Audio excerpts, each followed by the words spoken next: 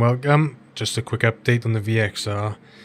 Got some new speakers coming for it, and I must say I'm not happy with the road noise coming from the car as well. So we have got some foam.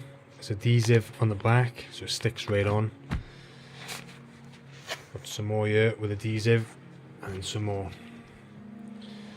So what we've got at the moment, we've got this goes down first, this goes on top of it, and as you can see,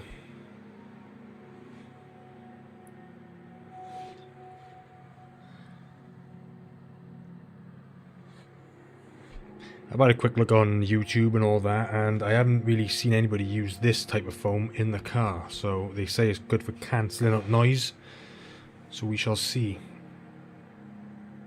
Thank you for watching.